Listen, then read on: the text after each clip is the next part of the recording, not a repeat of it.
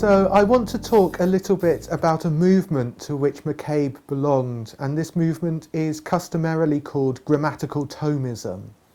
Thomism because it is rooted in the thought of Thomas Aquinas, grammatical because it's also rooted in the thought of Ludwig Wittgenstein.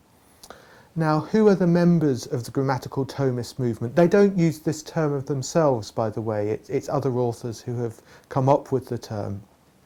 Who are the members of it? Well, McCabe certainly, and his pupil Brian Davies, who's a well-known philosopher of religion, would be another person who would definitely be counted as a grammatical Thomist.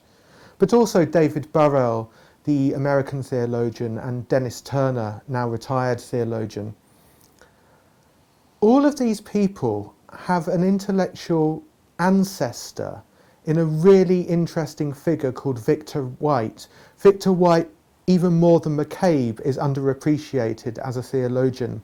He taught at Blackfriars, Oxford in the middle of the 20th century and really was the origin of the idea of Aquinas as an apophatic theologian, the idea that Aquinas himself had had a negative doctrine of God, which was remarkable at the time, really opposed to the dominant ways of reading Aquinas.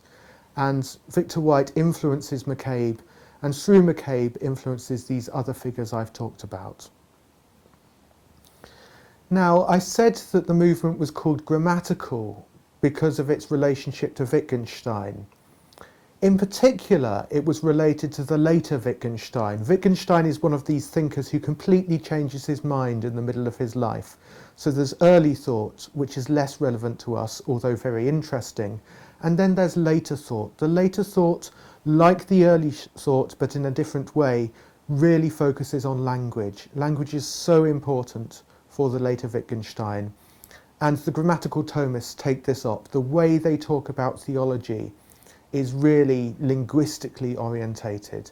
It's the language we use about God, the ways we talk about God, which really matters for them.